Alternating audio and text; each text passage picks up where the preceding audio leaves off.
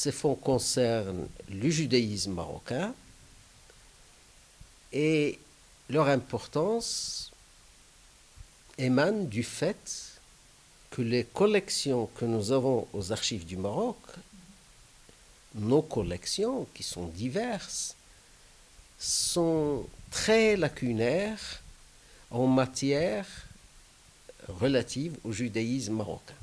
Pourquoi allez-vous me dire? Pour la simple raison que nos archives en général qui concernent le judaïsme marocain ont connu à peu près le même sort que nos compatriotes juifs, à savoir qu'ils ont émigré dans divers pays du monde, aux États-Unis, en France, au Canada, en Israël et ailleurs. Qu'est-ce qu'on peut y trouver à partir tout simplement d'une lecture très très rapide de l'inventaire, hein? Tout ce qui concerne le judaïsme marocain, ça veut dire aspect de la vie quotidienne, mais aussi la vie religieuse, la vie politique, tout ce que vous pouvez imaginer. Parce que c'est quoi les archives? Les archives, c'est un miroir de la vie, tout simplement. Et c'est concrétisé sur du papier, par des correspondances. Et comme ce sont des archives officielles produites par les directions sous le protectorat. Quand on dit direction, ce terme avec un grand D signifie en fait l'équivalent de nos ministères aujourd'hui. Eh bien, il y a diverses affaires qui qui font partie des prérogatives de ces ministères. Généralement, l'établissement Archives du Maroc n'a pas lui-même à faire de la recherche. Il doit localiser les archives qui intéressent le patrimoine national et les mettre à disposition le plus objectivement possible. Hein? Donc, et c'est ça notre tâche première. Et il appartient aux chercheurs d'en tirer la matière et les orientations. Bien sûr, de temps en temps, il nous est permis, mais c'est secondaire, de faire de la valorisation des archives par exemple, des expositions, par des publications de temps en temps, je ne sais pas, mais chaque fois avec des messages bien ciblés.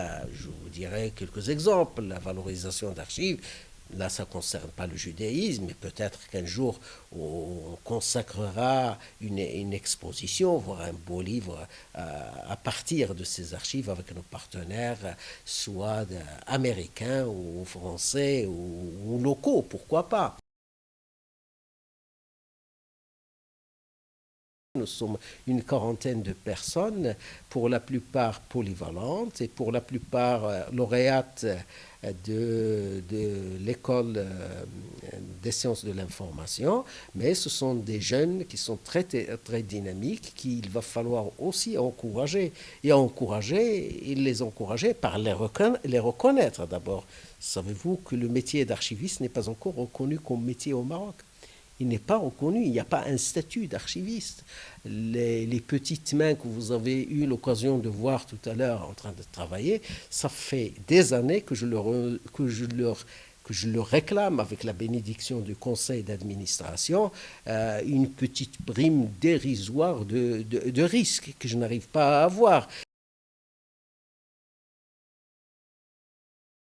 Tout simplement du ministère des Finances, donc de l'État, même si nous avons la tutelle du ministère de la Culture, le ministère de la Culture ne s'immisce pas dans notre budget, pas du tout. Nous avons une autonomie financière qui nous reste à négocier chaque année, difficilement, avec le ministère des Finances. Nous avons bien une rubrique pour l'achat des archives privées, mais je ne veux pas la faire fonctionner pour que les archives ne deviennent pas un objet de business.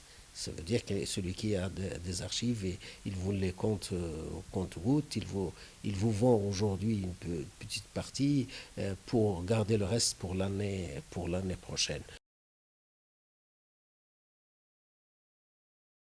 Les différentes catégories d'archives sont réglementées par la loi, à savoir que toute archive, normalement, grosso modo, est accessible au public 30 années après sa production, sauf pour les cas d'archives ayant trait à la sécurité publique interne du pays, à la sécurité interne ou externe du pays, là c'est 60 ans. Après cela, il y a une autre catégorie d'archives qui reflète la vie intime des personnes, dossiers personnels, dossiers médicaux, etc. Et là, la loi a voulu que ce soit 100 ans après la naissance de la personne.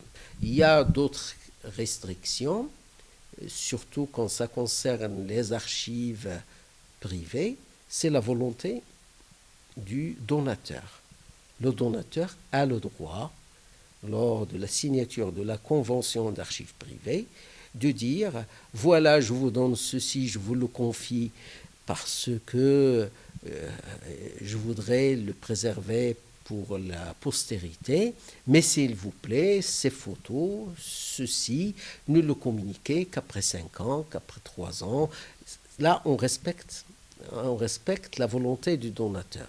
Bien sûr, l'encadrement, elle balance dans la lumière pour que le résultat soit vraiment de bonne qualité. Les niveaux de conservation sont 3 niveaux basiques. On commence par le dossier, donc qui est en contact direct avec les archives. Il doit être neutre et sans acide pour ne pas abîmer les supports d'archives. Les boîtes d'archives sont des boîtes qui ont un ISO, donc de type cellulose, donc de type céloderme. En gros, il y a un marque qui s'appelle Couchard et qu'on utilise, donc rigide, avec une neutralité chimique et une retard contre l'incendie. Donc on respecte ces normes-là. Deuxièmement, on utilise des rayonnages époxiques, donc avec un teinte époxy anti-rouillé pour ne pas abîmer les cartons. Notre travail en tant qu'archiviste se divise en 2 grandes parties. La première partie, c'est le traitement matériel. Il consiste à enlever tous les métaux rouillés qui peuvent endommager le papier et on les remplace par des trombons en plastique. Et puis après, on procède à un classement chronologique ou alphabétique en fonction de la nature des documents qu'on traite. Ça, c'est pour le traitement matériel. Pour la deuxième étape, c'est le traitement intellectuel. Il consiste à faire une lecture intégrale de la boîte d'archives pour pouvoir relever les informations descriptives de la boîte. Par exemple, le producteur, les dates extrêmes, le sujet traité. Et on les insère sur une fiche qu'on a élaborée sur la base d'une norme internationale de description archivistique qui s'appelle ISATG et qui est un produit du Conseil international des archives.